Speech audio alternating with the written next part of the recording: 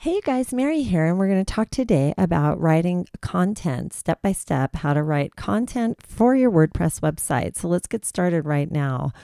First, I'm going to talk about research, or actually, first, I'm going to talk about writing the content and then a little bit about the research. So you never want to cut and paste anything. You can cut and paste little bits and pieces that link directly to an article to which you're referring, and I'll show you how to create those links. Also, we want to write great headlines that draw you in right away. You want to write compassionately to injured person who's been hurt. We don't want to leave out the compassion or write in a very dry way. You got to be thinking all the time about the person who's reading this and how they've been affected by something really awful. You want to write at the 6th grade level. Now, even the most educated people who have been injured are going to enjoy your writing a lot more if it's really simple and fun to read or easy to read. We want to add all the keywords in the right places because you want to know that anybody cares and anybody's searching for these topics. And the 3 places that you want to put them are in the website address, the headline, and the body of and in your body of text. So how do you research? The very first and most important place to look for information to write about is what's going on in your office. And when you're walking down the halls, catch an attorney, find out what the cases are that are going on. What are the most interesting cases, the big cases that are happening, even the small ones, things that aren't working out, things that won't turn into cases. You want to start there because this is your blog, this is your content. So we want to start right at home. The other thing that I like to do is ask even the receptionist or the intake department, what are the top questions that potential clients ask before they start turning into clients, and then be answering those questions in blog articles. If all that fails, you have nothing to write about from within your office, you want to go to the Court of Appeals website, check out what they've got going on and write about that, or go to LinkedIn. There's a couple of groups there that are really good for personal injury lawyers. Also, you might want to set up a Google Alerts that sends alerts to your email about breaking news that's happening in your area. So right now we're going to start with what tabs to open on your computer. First, we're going to open up your website. Then we're going to get the Google Keywords AdWords tool going, which shows, how many people are searching on these subjects. And we're going to open up a couple of research or reading websites that you can look at. LinkedIn, a couple of PI networks that we have, the Appellate site, and also, actually, I'm not going to show you how to do this, but set up a Google alert so that in your own email, you can check and see if there's any articles going on that might be interesting. So let's get started right now. So here we are on your website, and the way that you log in is by adding /WP- oops, it's WP-admin. And I already logged in, but that takes you to a login panel in the back side of the website. And if you don't have a new username and password yet, you can go down the left-hand side. Now, this is an older version of WordPress, so I might be upgrading this at some point. But down the left-hand side is where all your options are in WordPress. So go to Users, Add New, and go ahead and create a username, email address, first and last name. You don't need to put it in the website, but create a password and make sure that you are logged in as an administrator so that all these options remain open for you, and then add yourself as a new user. Right now you could be logged in as me, and I will make sure that that information is on in an email to you. Okay, so the next thing you're going to want to do is you're going to want to add a new post. Now, like I said, if it's a newer version of WordPress, when you hover over these, it pops out. In the older version, it comes down. So anyway, you're in and add a new post. And this is called the kitchen sink. And this is either open or it's not. But you kind of want it open because it gives you a lot of options that you would have if you were, on a word processor.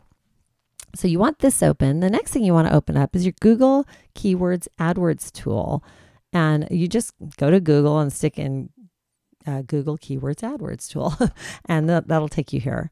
So what I put in today was South Carolina truck accident. I'm kind of like playing along as though I've run into one of the attorneys in the hall and they're in your firm in South Carolina. And we've talked for a bit about a big truck accident that's going on, and maybe some of the evidence was missing, and there's all kinds of cool twists and turns that are going on, and you can't use certain aspects of the case. And so you want to make sure that the lawyer reads it before you publish it. But, you know, you've got this idea that you want to write about the truck accidents. So I put this in, and this tells us how many people are searching on that keyword and what the competition is. Now, competition means for AdWords, and we're not really doing AdWords, we're doing natural search, but it still gives us a good idea with our WordPress website how easy or hard it would be to get to the home page. So with South Carolina truck accident, it's a high competition, which means it might be pretty hard to get to the homepage. And there's 390 people searching in the world, 390 people searching in the United States, which is what local means. Here, South Carolina crash, just the keyword South Carolina crash, has low competition and 6,600 people. That's a lot of people, and you have a chance of getting to the home page. So let's click back over to your add a new post. So let's just put that in up here as part of the heading. Now I'm just putting that in there to remind myself that's what the keywords are. Part of why I do that too is because it turns into the website address. So when I click out of here and I'm down here, this takes a second, but there it is. This becomes our address for that page.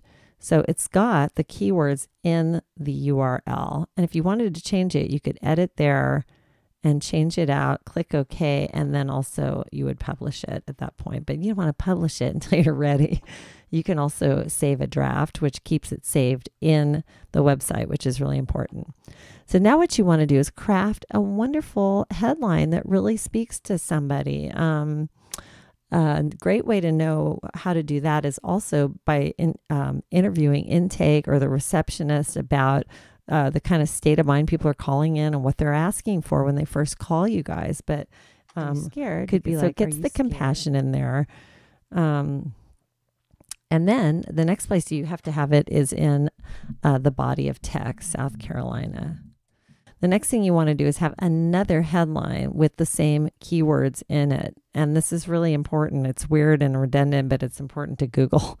So we're going to put those in. And the way we make Google see these is by highlighting them, and not bold or anything else. It's got to be heading tags. These are called heading tags. So it makes it look big and bold and whatever. But when you go into the HTML code, you see these, and Google is looking for that.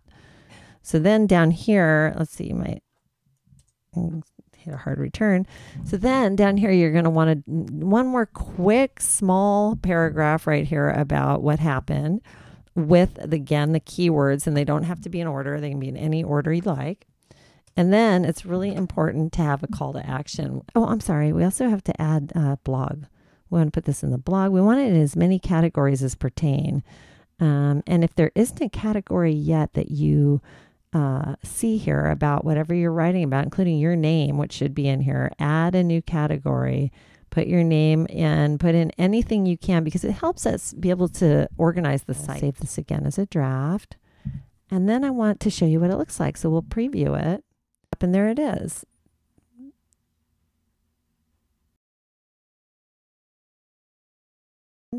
Or sometimes I actually put in my exact keywords and see what happened. You know, and then if you left click on that, you can save the image as and put it on your desktop. I'm going to put my cursor right there. And then this little thing right there is add an image, believe it or not. So let's browse in there. Had that already. And there it is. So I'm going to take out the URL. Wrap the text to the left. Use as a featured image and insert it into the post. I'll show you why. So let's just, I'm going to publish this and then take it down really quickly before anybody sees it. But so I just published it, and I'm going to, there it goes, preview the changes so we can see what it looks like. It's opening up here in this browser. And there it is. That looks really cool. The other reason that I wanted to publish it was just to show you, let's see. Oh, blog. It comes up looking really cute in the blog area. See, kind of frames the picture in a small way and gives you a little mini version of the article for all of these. So that's how you do it. So last but not least, let's talk about linking to an article. Let's say that you were on the judicial website and you wanted to talk about this article and you wanted some little thing about, something that you wanted to cut and paste out of here. To say that was the most important thing that you really wanted to say off of this article. So I'm going to put that in just here. Just pretend this all makes sense now. What we would do is you highlight this, just that much of it, and you go back and you get this link. And then while this is highlighted, you go into the picture of a link and paste it in there. Also, you want to open it in a separate window so they don't actually leave our site. Yeah, and there's your article, and that takes you in a different browser window over to that. So that's how you create a link. So in this video, we talked about how to write content, never cut and paste anything, link to any article to which you're referring, write great headlines that draw us in, write compassionately to the injured person, write at the 6th grade level, hopefully add keywords so that you know that anyone cares in the URL, in the headlines, and in the body of text. We also talked about how to research. You want to find out what's going on in the office, the top questions that actual clients are asking or potential clients. And then if that fails, you go to the appeals page on the website, LinkedIn, and also create yourself a Google alert. I hope this has been helpful. Please call me if you have any questions at all. I don't mind at all sharing these ideas. Thanks.